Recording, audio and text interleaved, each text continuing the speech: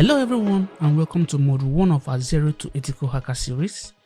Today we'll dive into the foundation of ethical hacking and set the stage for everything to come. First, let's define ethical hacking. It is the unauthorized probing of systems to find vulnerabilities before malicious hackers do. Ethical hackers use the same tools and techniques, but always with permission and legal scope. So what it means is that ethical hackers know what hackers know, because you have to know how a thief thinks before you can catch a thief. What ethical hackers do is to find fault on systems and suggest ways to repair or mend it before the hackers do. For some of us, when they hear hacking, something bad comes to their mind. No. When you find vulnerabilities in a system, you tend to look for loopholes and block it before a hacker sees that loophole. So as an ethical hacker, you tend to use the same tools and techniques as the black hat hacker. The black hat hackers are hackers that tends to penetrate a system in order to do bad, in order to steal, and in order to destroy that system. So in ethical hacking, we always try to use legal scope with permission. For example, you are the owner of X and Y company and you operate an e-commerce website. You can employ the services of an ethical hacker to help you penetrate your website to know if hackers can have access to your website before they actually do. In this case, ethical hackers' job is to try to break a system, to break a web page, to see if it is porous and to see if the black hat hackers can have access to that website. So when you test your website and you see that it is vulnerable, or you see that a hacker can have access to that website, all you need to do is to protect and tighten the security of that website. So we have types of hackers. We have the white hat, and these people are those who protect a system. They are also authorized testers because you hire them to protect your system.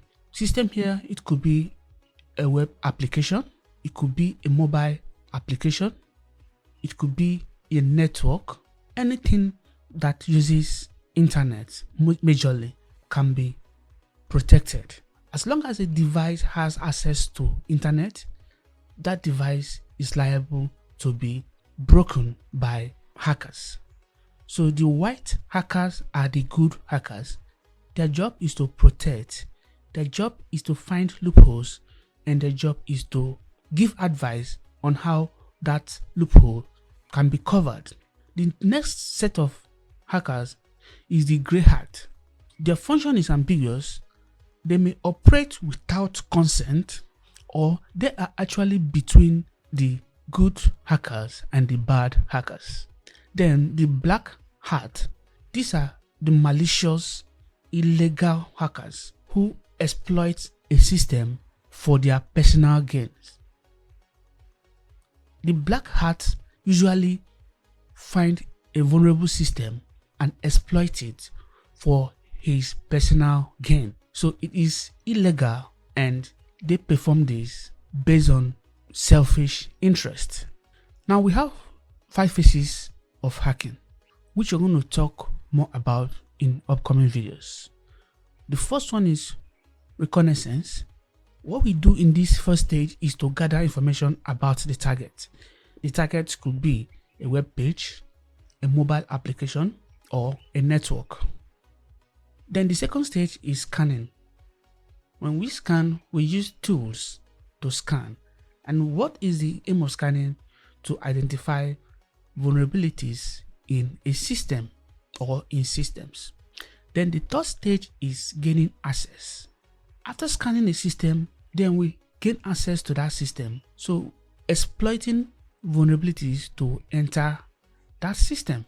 Then the fourth stage is maintaining access.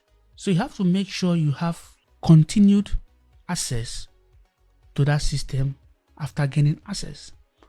And the last is reporting. You're going to document your findings and recommendations about that system. Why choose ethical hacking? Demand for cybersecurity personnel is skyrocketing. Global spending tops $200 billion annually. Careers include penetration tester, security analyst, and red team operator. So in the next few years, the demand for ethical hackers is going to increase, and the job is highly lucrative. You can decide to be a penetration tester. In this case, you are a white hat. You will be hired to test a system. Or we also have security analyst and red teamer. So right now, at the time of making this video, there is high demand for security. This could be the best time to gain this knowledge, because it's going to be an industry that has come to stay, because security is always a big challenge, and there will be need for people to offer this security from now henceforth. Right now, artificial intelligence has been employed to help with this security, and we're going to see this as we progress.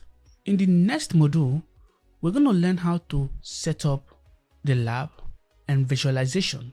We'll be learning how to create virtual environment.